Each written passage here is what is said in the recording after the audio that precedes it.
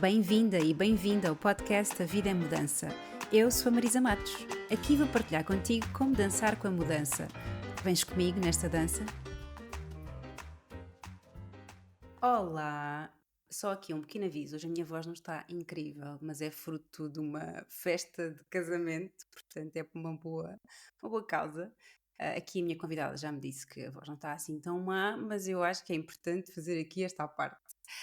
Então, hoje trago aqui ao meu podcast uma pessoa que eu gosto muito, que se chama Maria. Nós estudámos na mesma faculdade. Aliás, eu ainda me lembro, enquanto caloira, ter a Maria ali por perto e ter um bocadinho diferente, especialmente a parte do cabelo, era mais curtinho. Mas o que me ficou na memória é algo que acompanha a Maria até hoje, que é assim, o seu sorriso acolhedor. E, portanto, enquanto calor, eu senti-me muito acolhida pela Maria. Hoje trago-a aqui para falarmos um bocadinho da sua dança com a terapia ocupacional, mas também sobre muitos outros temas que têm a ver com os direitos das crianças e por aí afora. Vamos então começar. Maria, conta-me como é que tem sido esta dança com a vida e até podes falar um bocadinho da dança com a terapia ocupacional. Olha, e deixa-me agradecer-te, Marisa, antes de mais o convite. Não Sinto-me assim também nervosa para, para aquilo que vai, para a nossa conversa, é? mas também muito entusiasmada e assim sinto um grande privilégio por poder estar aqui, portanto quero agradecer-te em primeiro lugar, está bem? De E de nada. facto o meu cabelo mudou muito desde a faculdade, né? De Sim, várias cores, cabelo curto, etc. Até aqui, até verdade, agora ter este cabelão, não é? Faz exato. parte da vida. Também, olha, Tipo, também faz parte da dança com a vida, não é? mudança, sim. E da mudança, sem dúvida. Em relação à tua pergunta, eu acho que há muitas. Dançar com a vida, sem dúvida que é uma qualidade.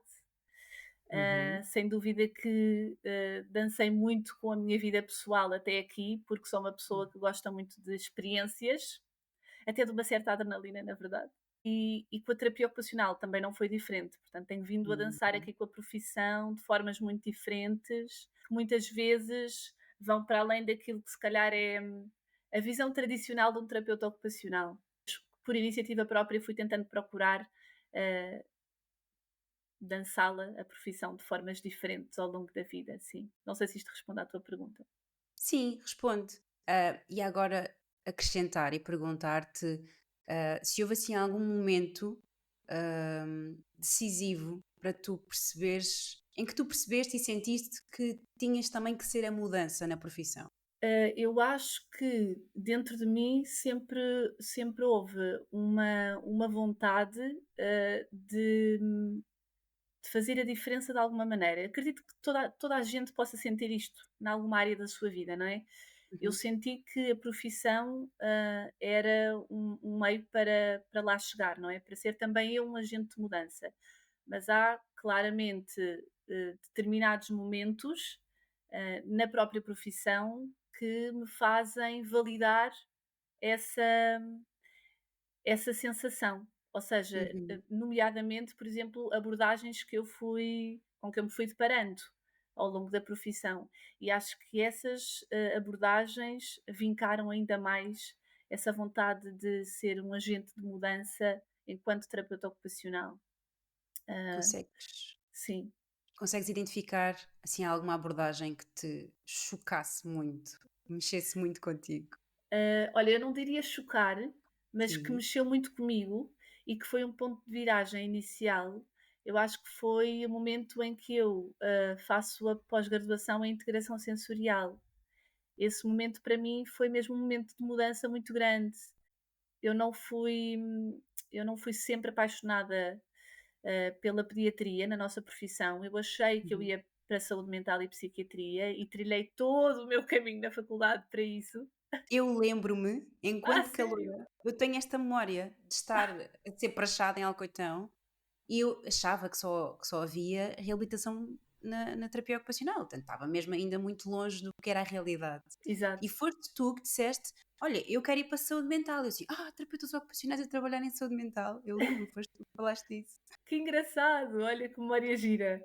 E Sim. efetivamente foi assim que eu comecei depois, o meu trabalho enquanto terapeuta ocupacional, a minha primeira experiência profissional. Eu lembro-me que nem queria trabalhar logo no primeiro ano, mas Uhum. apareceu-me, uma oportunidade de trabalho no Parque da Saúde, que é o que se conhece por Hospital de Ajuda de Matos, não é? E então eu pensei, não tenho alternativa, vou ter de começar a trabalhar, porque eu não quero perder esta oportunidade nem por nada. Exato. Portanto, a pediatria não foi logo a minha primeira escolha, digamos assim, Uhum. ainda que eu sempre tivesse um carinho enorme pela infância, sempre. Sim, Aliás, sim.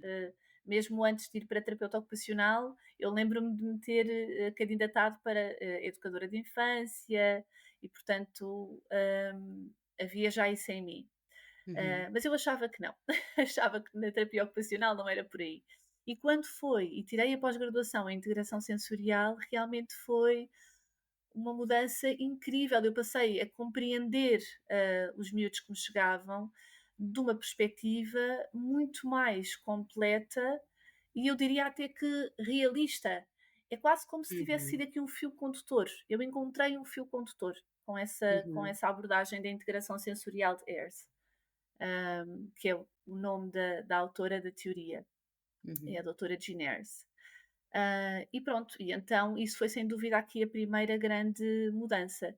Depois, se não estou aqui a esquecer-me de nada no caminho, diria que o que depois é um grande, grande marco também de mudança na pediatria e no meu caminho, no meu entendimento da pediatria e da mudança que eu acredito acreditava que poderia fazer, no fundo, é quando conheço o movimento neurocompatível e faço depois também a formação desse movimento. Aí foi também um momento em que eu penso, eu já conhecia, já conseguia interpretar muito bem o comportamento das crianças e com o movimento neurocompatível eu consigo perceber de onde é que ele vem e porque é que é tão importante mudarmos a maneira como olhamos para o desenvolvimento infantil, como olhamos, eu digo, a sociedade. Não me refiro Sim, só já à minha profissão, não é? O movimento neurocompatível traz-me uma visão social muito importante para olhar para a criança, para o ser humano nesta fase da vida que é a infância, digamos assim. sim. Então eu acho que foram aqui 2 grandes marcos, eu diria, se não me estou aqui a es não se não me está a escapar nenhum. Mas se efetivamente é o que eu me lembro são estes 2 é porque são os mais marcantes, diria. Não sei se Sim, eu faz estou sentido para faz. ti. Eu estou a imaginar-me do lado de alguém que não entende nada sobre o assunto Ok? e pedir-te para fazer um pequeno resumo, assim, uma linguagem muito simples, o que é a integração sensorial e o que é o movimento neurocompatível. Então, a integração sensorial, assim, de uma forma muito geral, é entender que, primeiro que tudo, todos nós, todo o ser humano, passa por um processo natural de desenvolvimento, dos seus sistemas sensoriais, não é? Mesmo ainda intrauterinamente falando, ou seja, por exemplo, aos 3 meses já estamos a desenvolver o nosso sistema tátil, porque o órgão pele começa também ele a surgir, não é? A desenvolver-se. E, portanto, é natural no desenvolvimento do ser humano haver o desenvolvimento da integração sensorial. E a doutora Jean Ayres, o que ela fez foi agarrar esse processo natural e compreendê-lo para que crianças que se calhar tinham um desenvolvimento atípico pudessem ser entendidas no seu funcionamento através do desenvolvimento desses sistemas sensoriais. Então, por exemplo, uma criança que tem essa seletividade alimentar e que isso possa ser de base sensorial, porque nem sempre o é, não é? Provavelmente estamos perante uma criança que tem um desenvolvimento do seu sistema tátil um bocadinho menos típico e que pode ser uma criança com uma hipersensibilidade tátil, ou seja, uma hipersensibilidade às texturas. E alimentos são Uhum. texturas, não é? Por outro lado, crianças que têm uma descoordenação motora, por exemplo, a doutora Giners conseguiu perceber que dos sistemas sensoriais mais importantes para a coordenação motora seria o sistema vestibular e o sistema proprioceptivo, que são sistemas sensoriais que nós não falamos muito, Uhum. e que não são muito conhecidos, mas que são efetivamente estruturais no desenvolvimento do ser humano.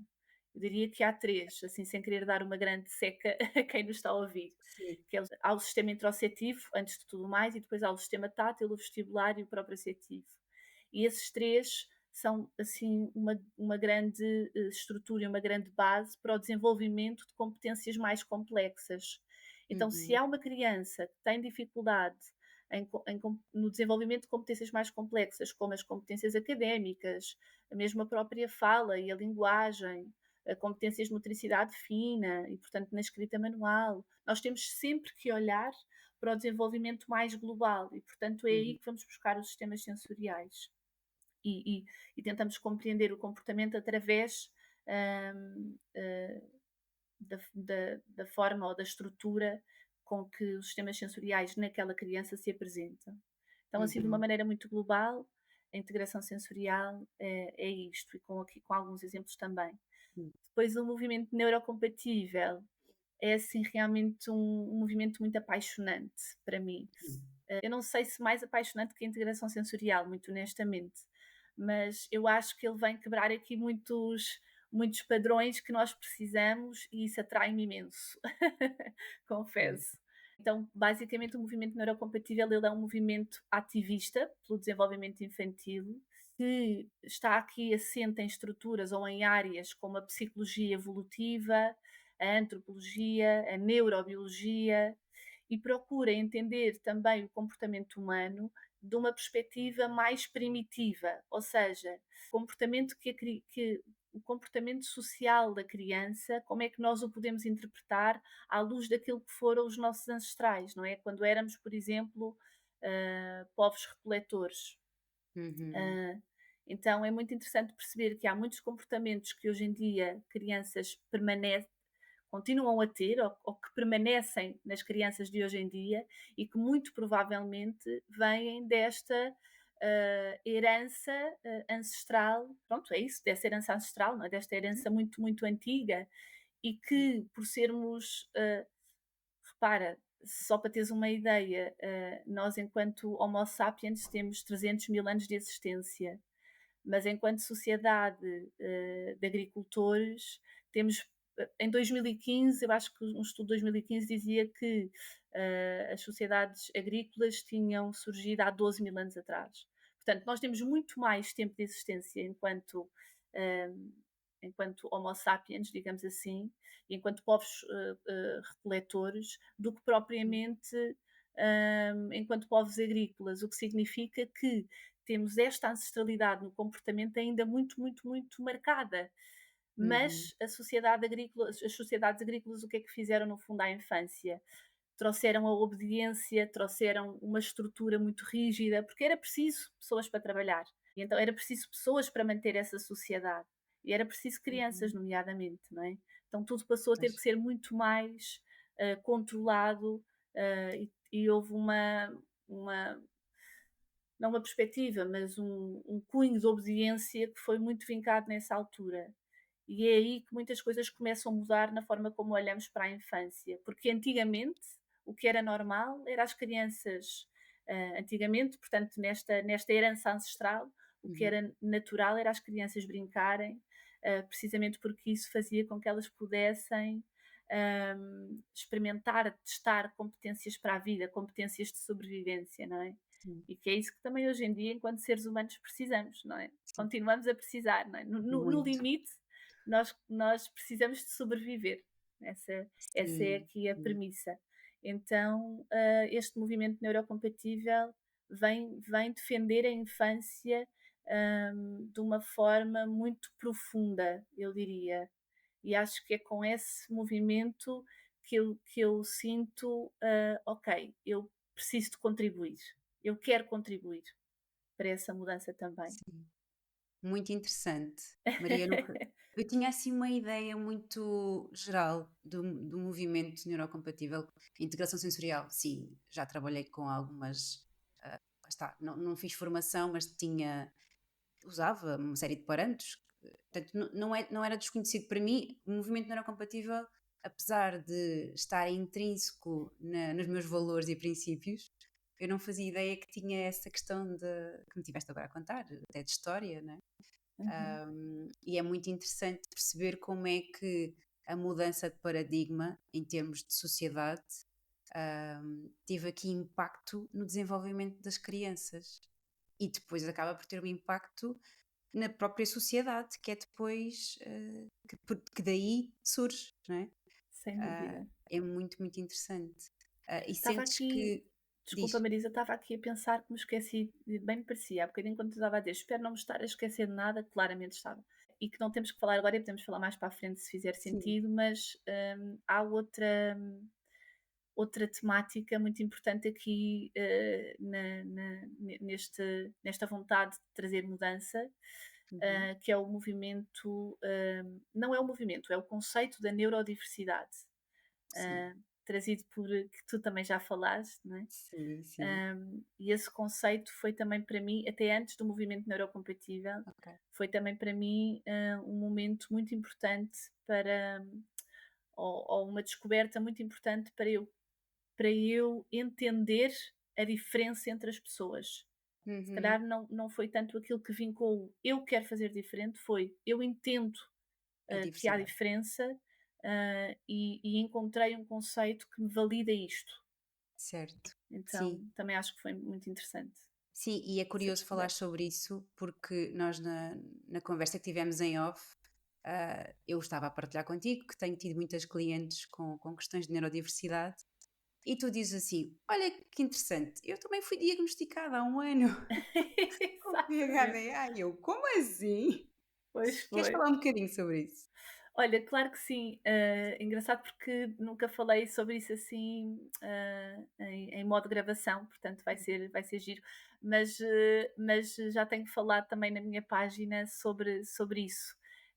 Realmente há pouco mais de um ano, ah, fui diagnosticada com hiperatividade e déficit de atenção, com a vertente da desatenção aqui, da atenção-concentração, no fundo, sendo aqui o maior desafio, Sim. do que a hiperatividade, ainda que, e aproveito também para esclarecer isto, que a hiperatividade começa, portanto, os estudos que existem sobre PHDA começam a perceber que a hiperatividade não é, dentro deste diagnóstico, não é só aquela que associamos a uma agitação psicomotora, não é? Uhum. Pode ser de pessoas que não param quietas ou que estão sempre para a frente e para trás e que estão sempre em movimento, não é? Às vezes a hiperatividade na PHDA pode ser, por exemplo, enquanto nós as duas estamos aqui a conversar, eu estou constantemente aqui a mexer Uhum. nas minhas unhas, nos meus dedos, portanto, isto também pode ser considerada hiperatividade dentro da PHDA, ou então Uhum. uma hiperatividade mais mental, não é? Sim. Uma constante fluência de pensamentos e de ideias. Uhum. Então, também considero encaixar-me aí, não é? Sim. Não naquela hiperatividade típica, como até agora se conhecia, mas mais nesta. E sim, realmente há um ano surgiu o diagnóstico, até por causa de algumas vivências que tinha tido durante esse ano. Então fez-me muito sentido tentar validar aqui algumas dúvidas que eu tinha, e acho que foi assim das coisas mais importantes que fiz nos últimos tempos. Porque, por um lado, há uma, há uma justificação para teres uma série de desafios, não é? E ao Certo? mesmo tempo é muito curioso, eu acho que deve ser muito curioso isso acontecer com uma terapeuta ocupacional que trabalha com crianças com essas questões. Sim, sem Sentes que dúvida. isso transformou um bocadinho a forma como tu olhas para os teus clientes? Sabes que eu acho que a hiperatividade na infância é um bocadinho diferente daquela que depois, em adultos, vemos. Manifesta? Sim. Sim, ou se manifesta. Até porque depois, na idade adulta, já há uma série de estratégias e de máscaras que vamos criando para sobreviver, lá está. E para podermos tornar-nos pertencentes à mesma, não é? Desta Hum. sociedade. E por isso, às vezes, eu até tenho alguma dificuldade, também porque as crianças que me chegam com PHDA geralmente têm muito a componente da hiperatividade, e não tanto da desatenção, até Uhum. porque essa característica da hiperatividade que salta muito à vista do adulto e porque realmente, dedica uma grande energia por parte do adulto, é muito mais é vista e notada muito mais cedo, do que eventualmente a desatenção, não é? É, E portanto as sim. crianças que me chegam muitas vezes têm esta componente de hiperatividade mais típica, muito acentuada. Mas eu diria que talvez me tenha trazido um bocadinho mais de empatia e até um uso do, como nós costumamos dizer em terapia ocupacional, não é? Do self terapêutico, Uhum, digamos assim, sim. que eu acho que me faz empatizar muito com as famílias. Não é que eu diga logo que tenho hiperatividade e déficit de atenção às Pois. famílias que recebo e que as crianças tenham, mas às vezes, quando isso faz sentido e quando eu sinto que isso valida aqui alguma parte do processo terapêutico para essa família, eu partilho. Uhum, Eu partilho essa vivência e eu acho que isso tranquiliza muito os pais, sim. muitas famílias, sim. E às vezes até os miúdos, na verdade, Sim, sem dúvida. É a questão da dependendo da idade, empatia claro. também. Sim. Sim, sim. Hum, é curioso porque e eu percebo porque muitas das minhas clientes só são diagnosticadas em idade adulta e eu estudei um pouco mais a fundo sobre esse tema porque, enquanto terapeuta ocupacional, nunca me chegaram a estes casos, não é? Vão-nos chegando casos talvez um bocadinho mais Uhum. vincados, em que há mais dificuldades de interação com o meio, não é? Com o contexto. E tu, revendo-te olhando para estas situações, consegues identificar momentos da tua infância em que tu claramente mascaraste as tuas dificuldades. Sim, absolutamente. Eu tinha realmente uma uma desatenção muito, muito fácil, e lembro-me perfeitamente de ter aqui algumas estratégias. Por exemplo, eu quando estudava, eu precisava de contar uma história, eu precisava de fingir que estava também eu a ensinar, porque se eu só estudasse agarrada a um livro, a leitura para mim sempre foi um lugar onde eu via de muito perto as minhas dificuldades. Hum, Porque eu lia e eu distraía-me enquanto lia. Tinha sempre que voltar atrás.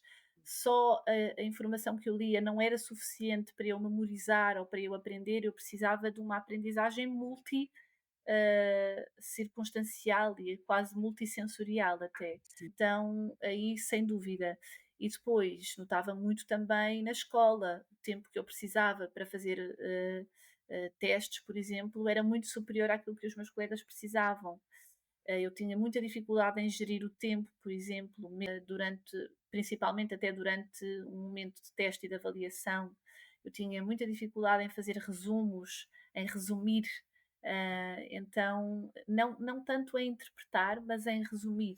Então, sem dúvida que durante a minha vida académica eu fui sentindo essas dificuldades. E eu era uma miúda muito curiosa e eu, por exemplo, sentia que marcava pontos quando íamos em visitas de estudo, quando havia um autor de um livro que ia à escola, eu era aquela miúda que fazia as perguntas, que tinha iniciativa. Portanto, eu tinha essa curiosidade em mim, mas tinha que ser uma coisa muito vivida, muito prática. Eu era a miúda que se calhar era convidada para ir aos programas que existiam escolares até fora do país, porque sabiam Uhum, que eu tinha esta iniciativa, esta vontade de comunicar, a curiosidade, a capacidade até de aprendizagem, mas quando era uhum, trazida para um contexto tradicional de sala de aula, era muito desafiante para mim. pois. Então, sem dúvida que reconheço aí algumas características. Sim. E de que forma é que tu sentes que, se o diagnóstico tivesse vindo mais cedo, de que forma é que isso podia te ter aliviado, facilitado? Ajudado, não é? Sim. Olha, eu acho que acima de tudo, achar que não era, e peço desculpa por esta palavra tão crua, mas acho que era mesmo esta a minha sensação, sentir que não era burra, porque há Exato. efetivamente esta tendência de, imagina, eu era uma miúda que dava imensos erros ortográficos. Ainda hoje eu dou e tenho algumas estratégias para dar menos. Mas é efetivamente até uma das características. Eu dava bastantes erros ortográficos. Lembro-me perfeitamente até de memórias um bocadinho traumatizantes em que, por ter dado erros ortográficos, tinha que repetir não sei quantas vezes, né, aquele antigo método de repetir Exato. não sei quantas vezes a palavra, como se efetivamente isso fosse ser a forma de eu a poder aprender, e não é. Na verdade, eu aprendi que estava mal, que estava errada, que não fiz uma coisa bem, que fui reprovada por isso, quando ainda por cima não era a minha intenção, não é? Então, acho que me poderia ter ajudado na compreensão do adulto sobre mim própria, e porque Uhum. às vezes os adultos também perdiam a paciência em explicar-me as coisas, não é?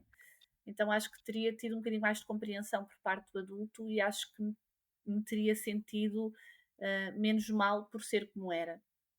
Sim.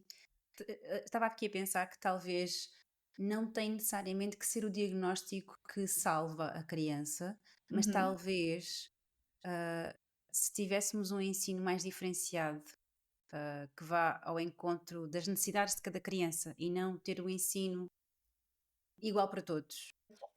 Sabes que é pavoroso porque, o ensino que nós vemos hoje em dia é um ensino que não muda há séculos. Há Eu sei. séculos. E portanto continua a existir uma maneira, continua a existir um contexto educativo, eh, que é obsoleto e que pouco, fazemos para que deixe de o ser, não desvalorizando tudo aquilo que, professores e educadores, Uhum. vão tentando para mudar, e até algumas abordagens educativas, não é, vão tentando fazer para mudar um bocadinho este paradigma educativo que ainda se mantém maioritariamente como há séculos atrás, não é? Mas Sim, acho que uma das características, dessa herança educativa que ainda temos, é que é muito pouco adaptada realmente às características de cada criança. E isso faz com que o contexto educativo possa ser altamente benéfico para algumas crianças, mas absolutamente discriminatório, diria, se calhar, para outro tipo de crianças, não é? Que não estão mal, que não há nada de errado com elas, mas que efetivamente precisam de outro tipo, de abordagens, de contextos educativos, não é? sim, Para sim, além de que, também te vou dizer, uma criança é natural que uma criança seja energética, é natural que uma criança precise de formas multifatoriais de aprendizagem e, portanto, seria muito mais natural, consequentemente, que, o contexto educativo fosse também ele muito mais versátil, na forma de ensinar e de educar. Eh, talvez, estava aqui a diria que isso era o pensar. que era diria que isso era o que era mais natural, não é? Sim, sim, eu acho que muitas vezes, e lá está, como tu dizias, não querendo descredibilizar aqui o trabalho dos professores, mas este ensino, esta forma como o ensino está feita, beneficia muito mais os professores do que as crianças, numa Uhum. primeira instância, porque depois nos resultados não é? Pois, depois dá tudo muito mais trabalho, porque se percebe que se começou de uma maneira que na verdade não é a maneira que mais beneficia os miúdos, não é? Sim, Ah, e que depois a dada altura, eles reclamam um pouco isso. sim, Eles sim, reclamam sim, isso, não é? Eles reclamam os seus direitos, exato, sim, diria isso. sim, sim, sim, sim. Sim, e também porque acabamos por ter um ensino muito mais neurotípico, não é? Uhum. Porque ainda que haja diversidade para além da neurodiversidade, efetivamente eu acredito que um ensino que seja mais pensado nos neuroatípicos também vai beneficiar os neurotípicos. Não Sem sei dúvida se. nenhuma, mas sem dúvida nenhuma. Lá está, precisamente por isso, porque o que eu acho que é natural numa criança, o que eu acho não, o que a evidência nos traz, não é? É que é muito mais natural para uma criança ter uma forma multifatorial de aprendizagem. Portanto, se nós conseguirmos trazer um ambiente educativo, na verdade isto vai muito para além da educação, Sim. eu diria que é transversal a outras áreas da, Hum. da nossa sociedade e da vida, não é? Mas se conseguirmos trazer um ambiente que é muito mais versátil, para uma criança aprender, todas vão beneficiar com isso, todas elas vão beneficiar com isso. Até Exatamente. porque cada criança tem a sua própria particularidade, não é? O conceito da neurodiversidade, não é? Ele fala sobre a diversidade humana, ou seja, cada criança, cada pessoa tem um cérebro, absolutamente único, não é? Tem as suas Sim. próprias circunstâncias neurocognitivas. E depois temos as crianças neurodivergentes. E de facto, um ensino que possa estar mais adaptado à neurodivergência vai com certeza coincidir a em algum momento com uma característica que uma criança, neurotípica também se calhar tem como maior fragilidade, porque todos nós temos as nossas características e as nossas, qualidades, mas também os nossos desafios, não é? Portanto, Uhum. em algum momento uma criança neurotípica, vai beneficiar disso. Sim, faz E sentido. dizer só que a neurodivergência está dentro da neurodiversidade, não é? Não é uma coisa à parte. Por Uhum, isso faz muito mais sentido caminhar para uma aprendizagem, mais ajustada, uhum. hã, à natural diversidade humana. Mas é Sim, muito difícil, porque não é sim, assim que a educação está estruturada, não é? pois. E os professores e os educadores, hã, têm contextos muito complexos, Uhum, estão muito sozinhos, pois. com uma série de crianças, não é? É muito Uhum, difícil, é mesmo muito sim. difícil. Sim, há dias falava com um professor, ele não está no ensino básico.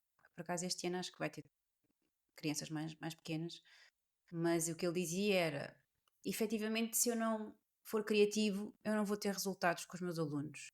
Portanto, o que eu faço Claro. é pego no currículo, no programa e adapto, e faço coisas diferentes, e vamos para a rua, e tem que ser, pronto." Ou seja, muitas vezes é também estimular esta criatividade, nos professores, esta coisa de pensar fora da caixa, porque eu também sinto que muitos professores se agarram a esta estrutura para se sentirem seguros, que é uma necessidade válida, não é?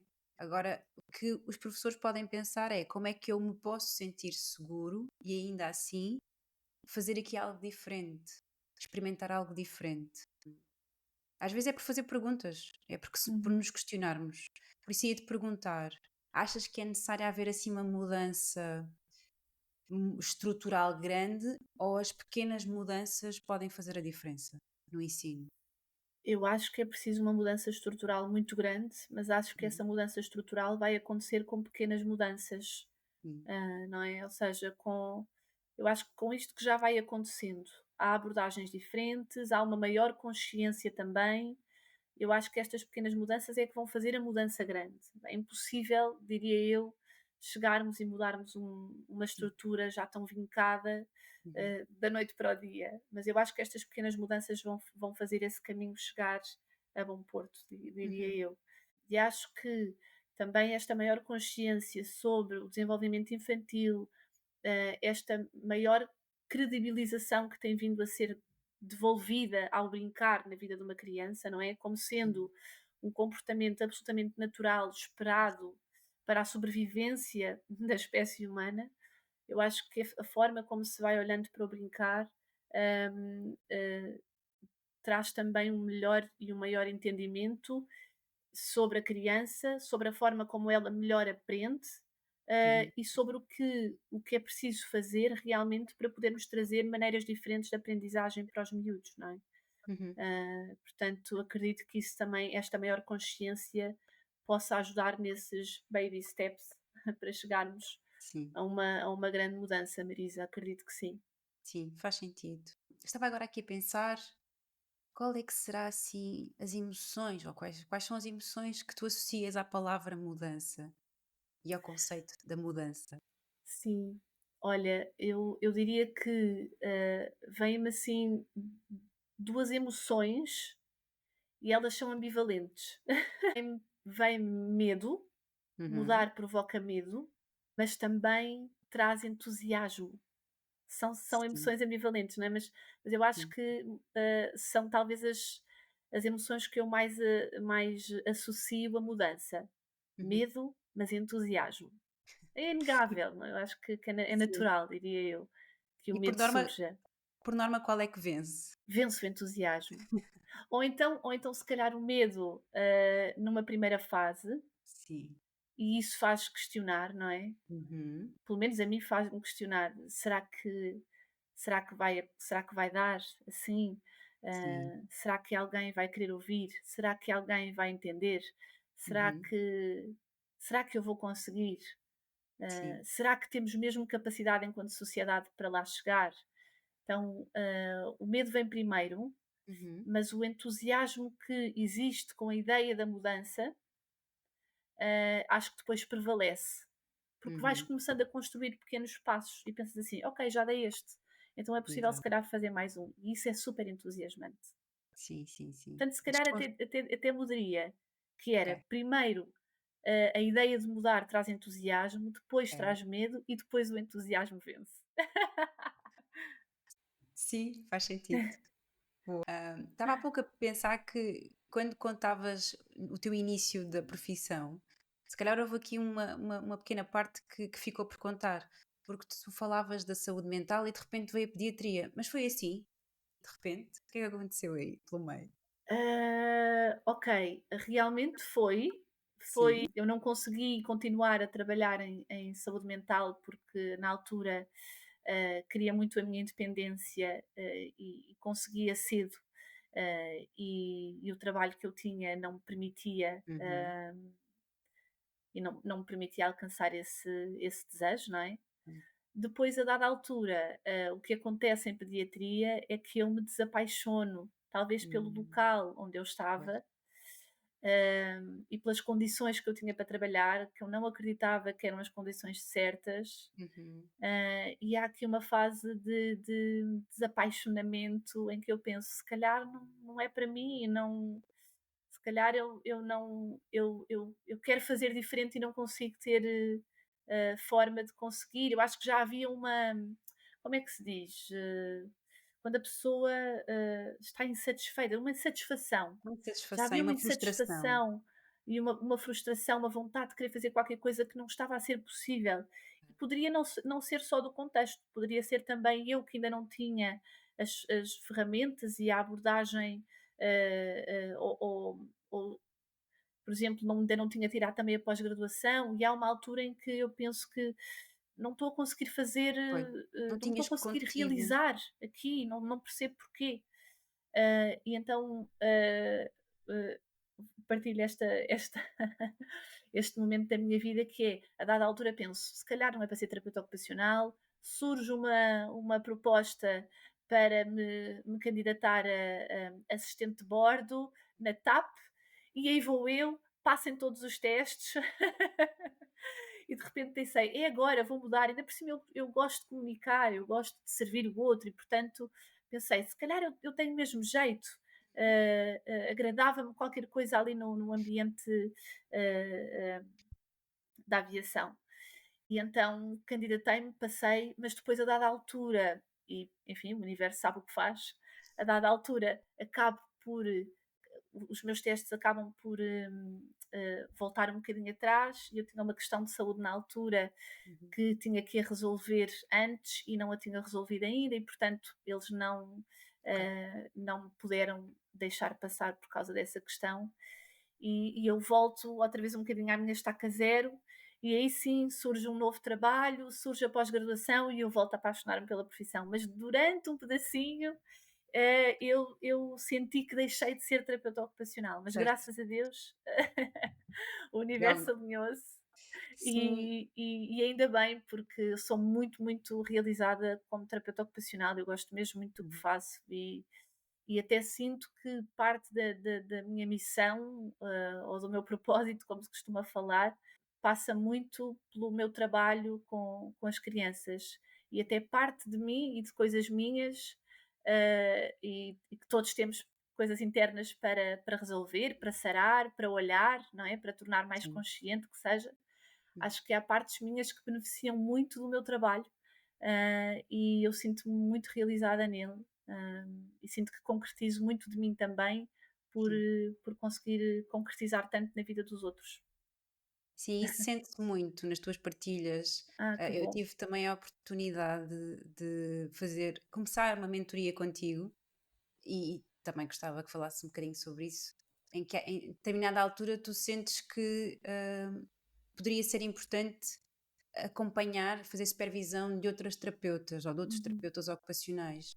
Como é que isso surgiu? Olha, lá está, porque como falávamos no início, eu tenho procurado sempre envolver com a profissão, de várias formas, para além daquela que é tradicional, que é ver um terapeuta ocupacional em contexto de sessão, não é?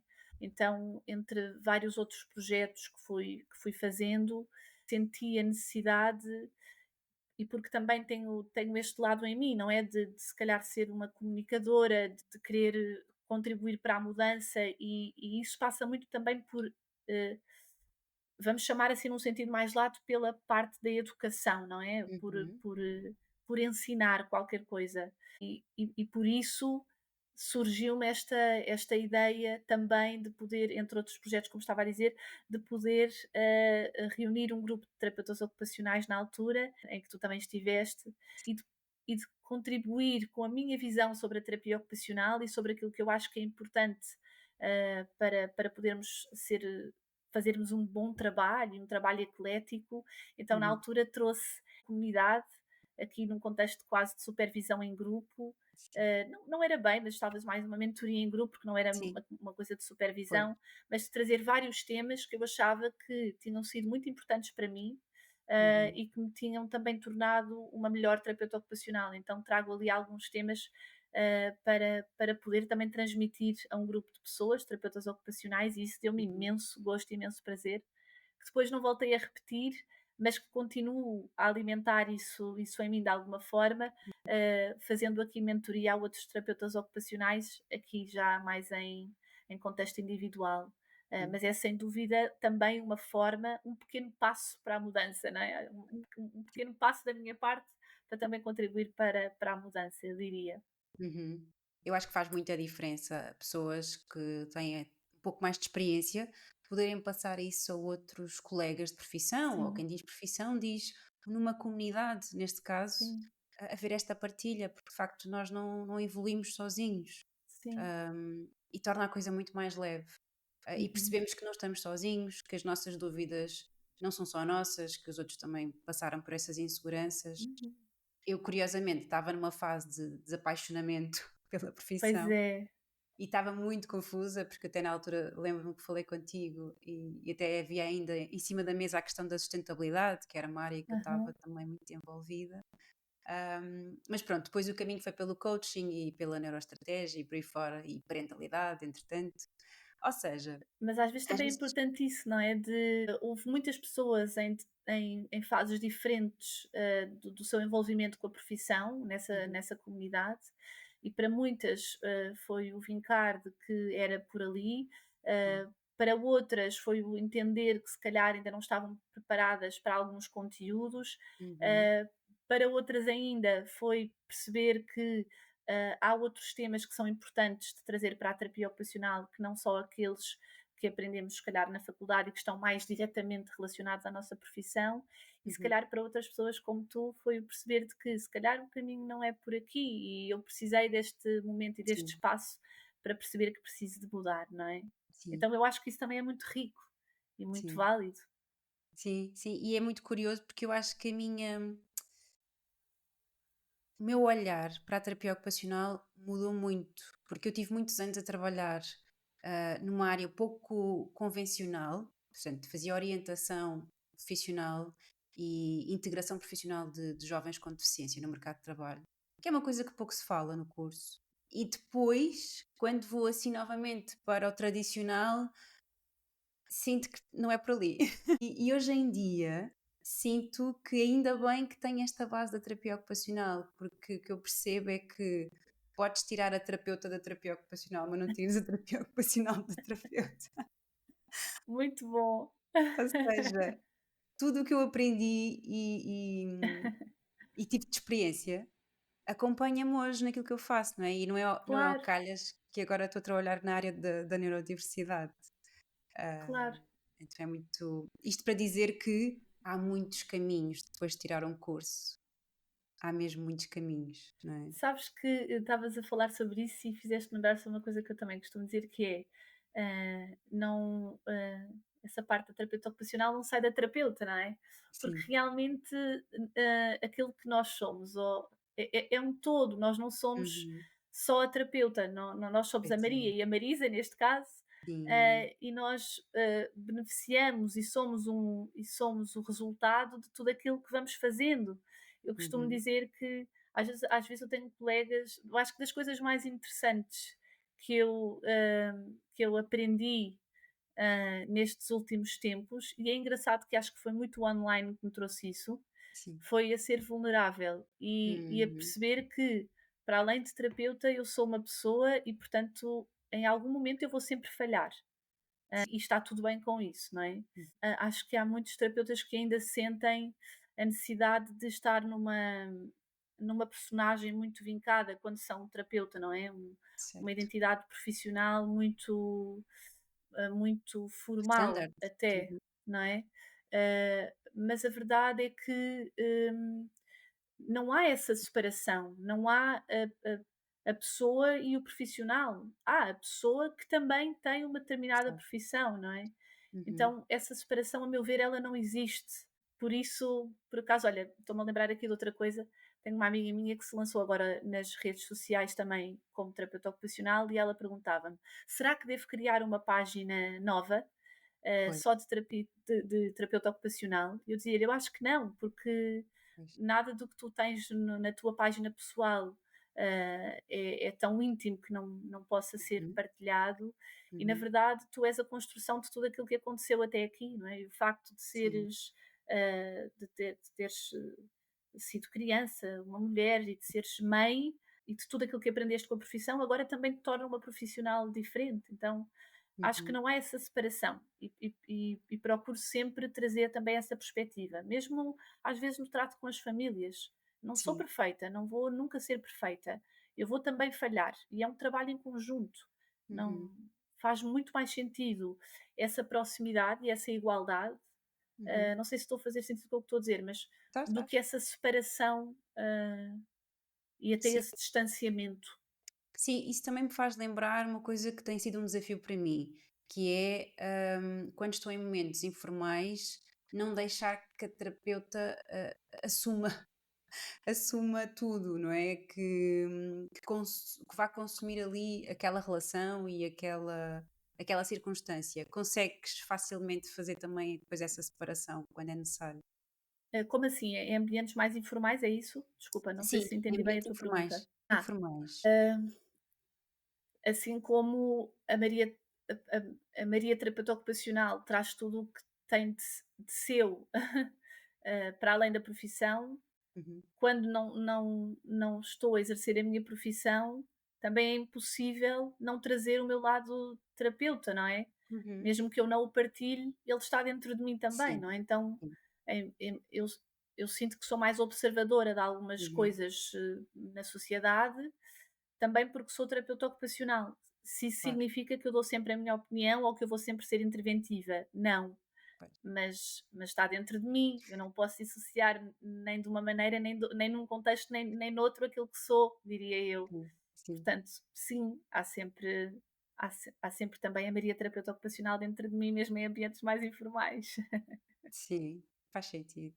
não é? Ah, há assim alguma coisa no teu percurso que sintas que tenha feito a diferença? Uma atitude, algumas pessoas?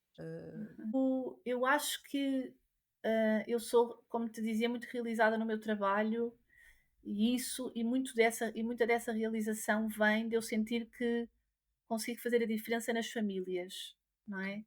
Ou na maior parte das famílias, não é? Uhum, Não vamos aqui dourar a pílula, como se costuma dizer, nem sempre o trabalho corre, idilicamente, nem uhum, sempre, porque depende de várias circunstâncias e de vários fatores, não é? hum, Que não só de mim ou não só da família e como com qualquer pessoa criamos mais ou estabelecemos uma relação mais próxima do que outra, não é? Isso também acontece uhum, com as famílias, é natural. Mas eu diria que, de facto, a maior parte, posso dizer que tenho sorte nisso, a maior parte do trabalho que faço com as famílias é muito positivo uhum, e eu sinto pelo agradecimento, pela gratidão das famílias e pela forma como confiam no meu trabalho, que eu uhum, faço a diferença, não é? uhum, Com essas famílias e que há mesmo uma gratidão muito profunda.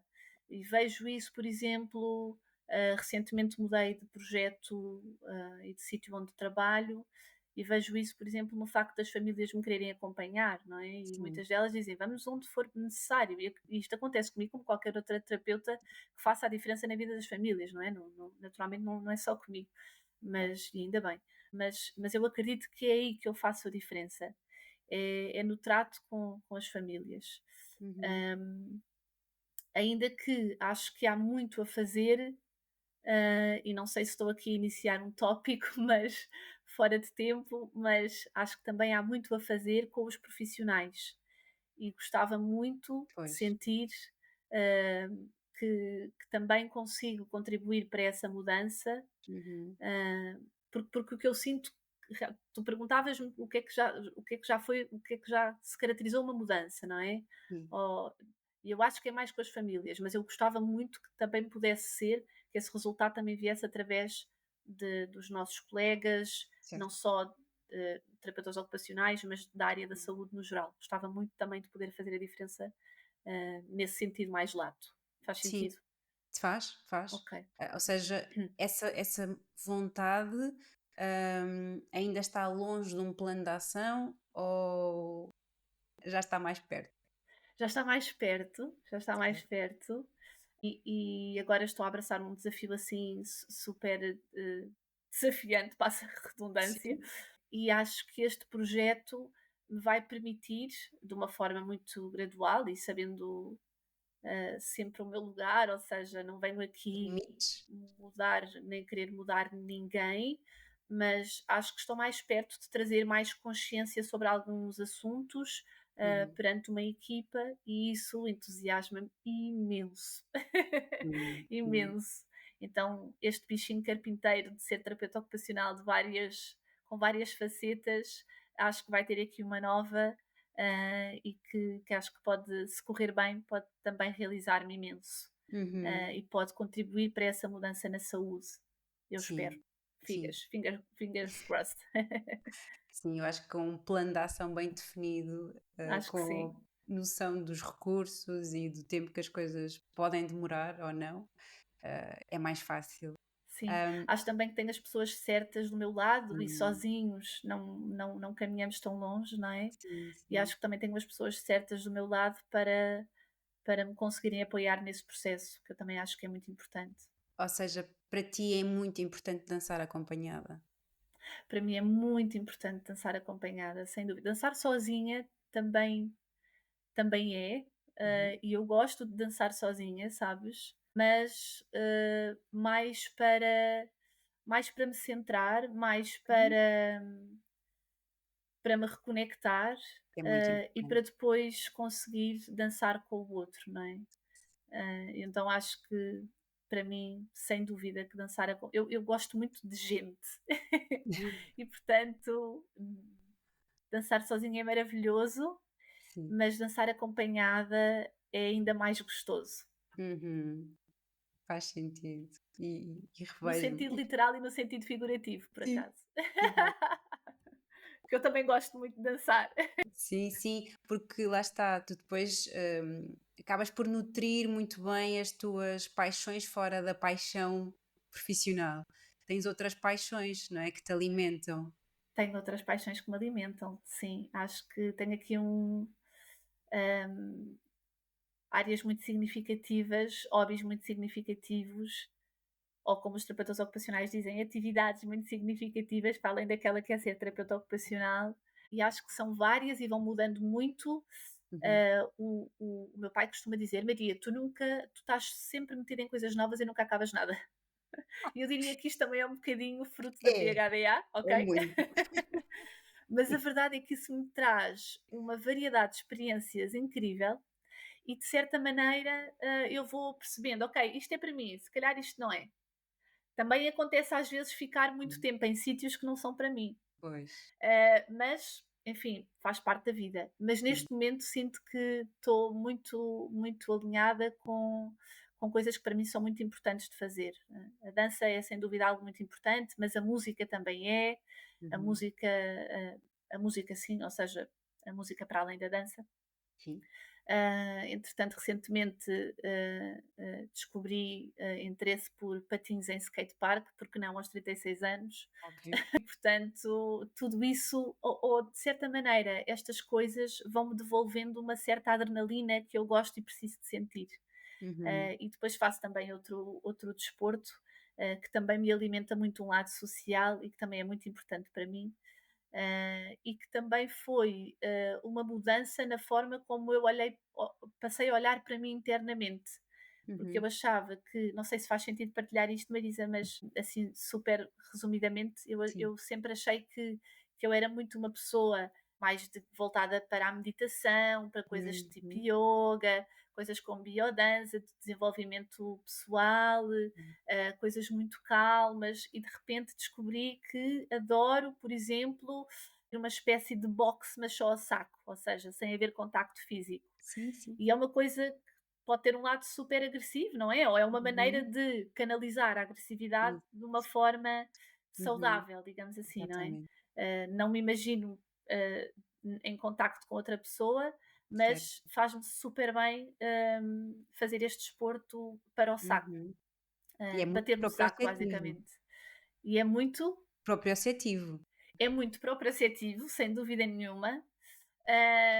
E portanto é altamente regulatório e é Sim. muito giro porque tu percebes que também as pessoas têm muito medo de, ou eu acho que se calhar tinha muito medo de assumir alguma agressividade em mim, não é? Ok. E queria aqui também alimentava muito um lado meu muito tranquilo, muito. Mas Uhum. temos todos tudo Pois dentro é. de nós, não é? Uhum. E eu acho que esse desporto veio também, e mais uma vez acho que isto também me torna uma melhor profissional, não é? Está tudo mesmo Sim, interligado.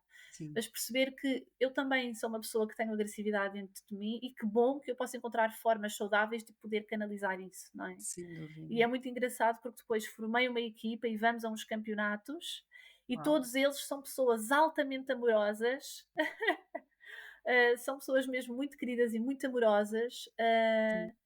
e todos temos todos temos este interesse em comum, não é? Todos Uhum. canalizamos a agressividade de uma forma saudável. Sim, E acho que é, também é importante assumirmos sem todos esses dúvida. lados dentro de nós, não é? Acho que isso é uma Uhum. coisa boa, diria. Sim, Maria, acho que essa partilha foi mesmo muito necessária, porque é exatamente isso, é nós integrarmos que temos vários lados, vários polos dentro de nós, né? Do mais calmo ao mais agitado, do mais pacífico ao mais agressivo, habita tudo Uhum, em nós, não é? claro, E é super importante haver esse acolhimento, não haver julgamento, não é?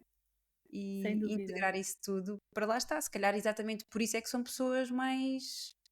Não é por isso que são mais, mas acredito que ajuda a serem pessoas mais em paz com elas próprias e com os outros. Sem dúvida nenhuma, Marisa, concordo plenamente. Eu acho que sim. Só nos pode tornar pessoas mais naturais, digamos. Sim, sim, exatamente. Muito bem, Maria. Olha, eu gostei mesmo muito desta conversa. Eu acho que facilmente Também eu. ficaríamos aqui horas. É verdade, é verdade. Também eu. Foi mesmo super prazerosa esta conversa. Ainda bem que gostaste. Gostei imenso.